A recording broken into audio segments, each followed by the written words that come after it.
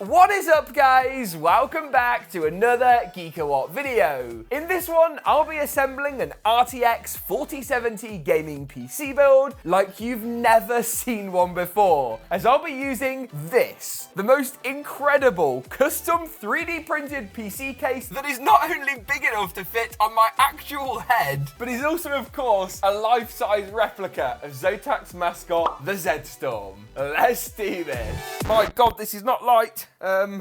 It's really heavy. Can somebody help? Inside of this incredible thing, I'll be building genuinely a really well-balanced and powerful gaming PC based around the 4070 that's perfect for gaming at 1440p and a bit of 4K too. I'll still be walking you guys through all the parts I chose for this build and why, assembling it together and seeing how good the finished result looks in a PC case like no other. And of course, it goes without saying, a massive shout out to Zotac for sponsoring today's video. Working on projects like this is so freaking cool sometimes. So let's look at the parts that make this build possible, shall we? Now let's start with the CPU and GPU combo, the two most important components of any gaming PC build. Processor-wise, we've got the Intel Core i5-13600K, Intel's P-cores, E-cores, fast clock speeds, it just ticks so many boxes. Ryzen 7600X is getting better and more price competitive by the day too, so that's worth considering. The 4070 though is exciting me a little bit more than our i5, I have to say. This is a custom Zotac Spider-Man Edition RTX 4070. Now, it is based off their twin-edge OC cooler design, but with a bit of a Spider-Man twist. Now you can see it's got these nice Spider-Man graphics, and then inside a whole heap of goodies. We get a really cool sort of sticker pack, which I'm sure the Spider-Man fans among us will relish, really. We have even more Spider-Man stickers and an advertisement for the Spider-Verse, which is exclusively available in cinemas now. And then, of course, the custom Spider-Man Across the Spider-Verse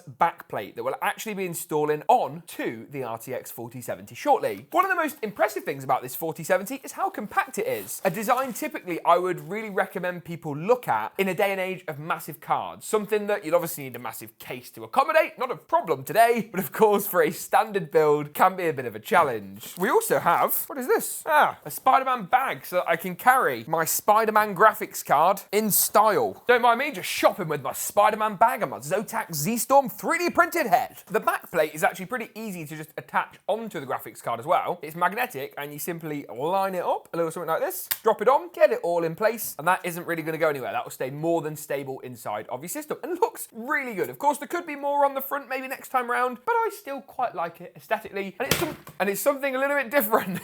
If I haven't broken it. Anyway, that's the graphics card. Obviously, 4070, great for 1440p gaming, at high frame rates in all the latest titles. You can learn more about the graphics card and the build at the links below, though, with detailed benchmarks and all that jazz. In terms of other components, as much as this build is sort of novel, it needs to be functional and the parts need to be good. So let me look at next our RAM and SSD combo. Now, these were sent over by Lexar, so big thanks to Lexar for that. And we've got one of their 1TB Gen 4 NVMe drives. This is the NM790. Read speeds of up to 7.4 gigabytes a second, so that puts it really in the leagues of a Seagate FireCuda 530, Samsung 980, 990 Pro, real strong SSD that's going to really compete with the best. Memory-wise, just got a 16 gig kit of this Lexar Ares RGB memory. I would suggest if you're going to replicate this build, you do opt for 32 gigabytes. I think 16 is a little bit on the low side, but in terms of our build today and the games that will want to boot up on this 4070, should be more than fine. Motherboard-wise, I have gone for a B760 motherboard.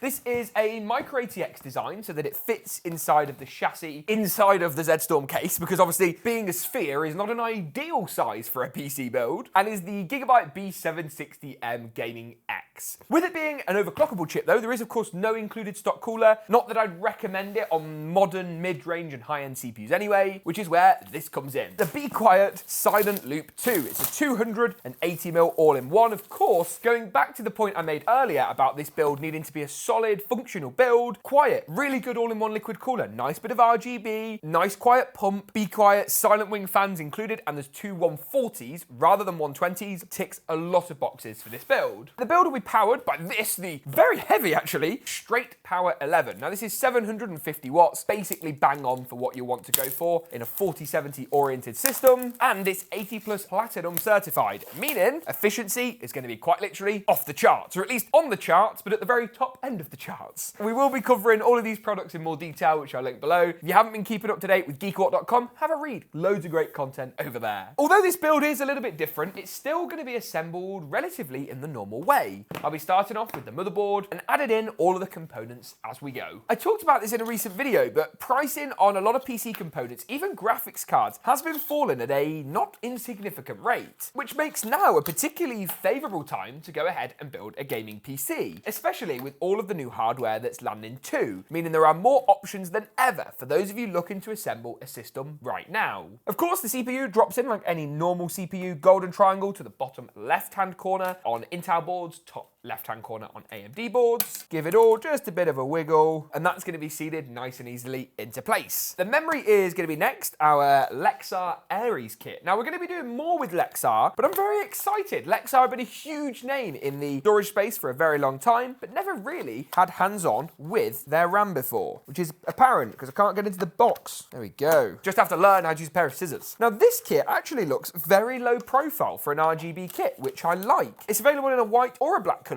We've gone for the white kit in today's build, just stands out that bit nicer. And of course, all the RGB can be adjusted in Lexar's software suite. I'll be using the grey slots in today's build to clip the memory into place. Continuing through on the storage theme, and we've also got our M.2 drive, which I can't get into.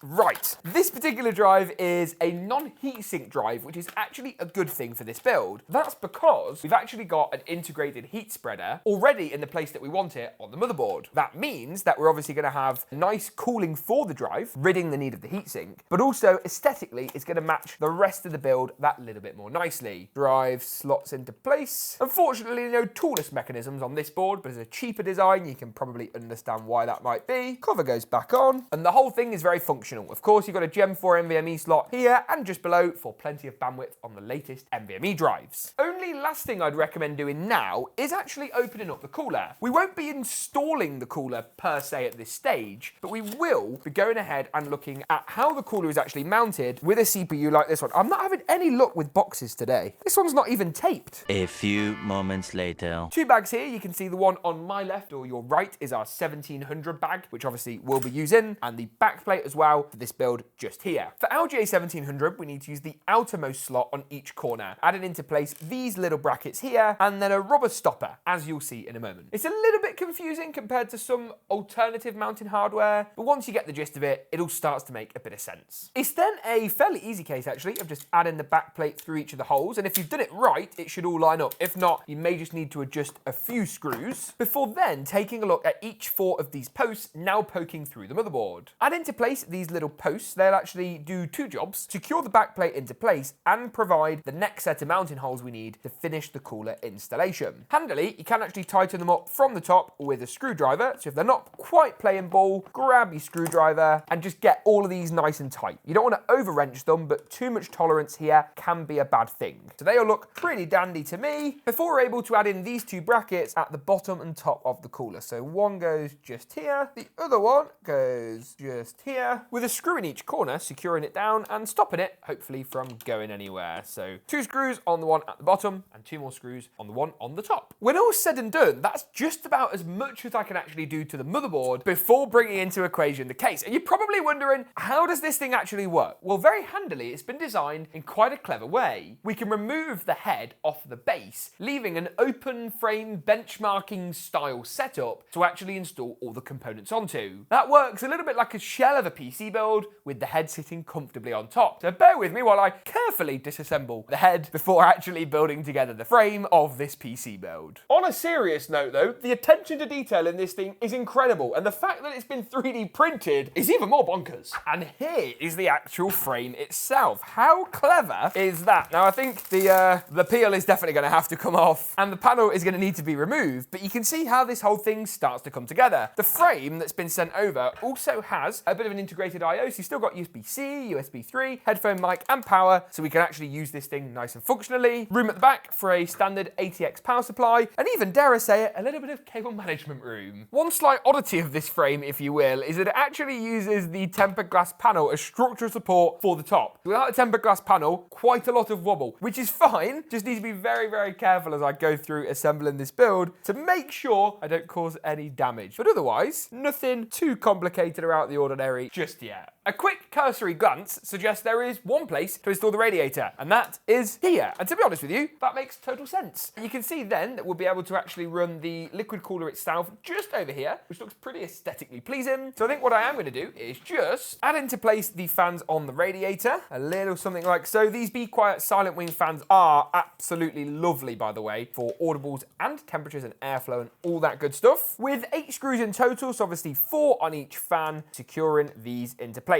I'll be using standard motherboard or power supply size screws to actually fasten the radiator to our open frame chassis in just a moment. I'll link this and everything else used for today's video though at the links in the description down below. Pop on a drop of the thermal good stuff, aka the thermal paste, and then it's a pretty simple case of getting this cooler on. Now the only challenge, as I mentioned before, motherboard tray until the glass goes on is a bit wobbly, and obviously I need to be applying a bit of pressure to the motherboard tray to get the cooler in. So if I can just get it to hold itself and sort of lightly screw in, then I can apply some pressure back with my hand, get it all the way. Okay, that's starting to look or resemble at least something that looks like a gaming PC build. Once that's all said and done, I think it's about time I pop our Spider-Man edition 4070 into place. Now, a quick cursory glance at the build, and it looks like it's going to fit in on the top slot nice and easily. With this being an open frame type chassis design, there's no PCI lanes to remove. It's all actually very, very basic stuff. Instead, I need to just push back the retention clip, which you can see has already been released, add our graphics card into place, bit of pressure, and that clicks in nice and easy. Couple of screws to tighten that all up, and then it's of course about installing our 750 watt 80 plus platinum bequiet power supply. There's no need in this build for any fancy cable extensions or anything along those lines, as of course when we cover the build back up with the awesome Zotac head, they're going to be a little bit wasted on us. The cool thing though is that this build is going to perform so well and hopefully look incredible. And with that, the actual PC is done, looking good and nearly there. I'm going to pop the glass panel back on, which will stop this wobble issue that we've had, before adding on our Zotac head to finish off one hell of a gaming PC build. Here we go.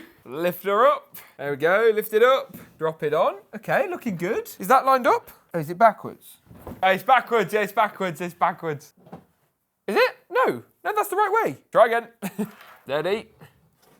Nice. Final piece. Thank you, Harry. Here we go. Now that is what I call a gaming PC. But does it actually game? How does it perform? Does it work? Why don't we load up a bit of Spider-Man on this build and find out? Principally though, that's cool as hell.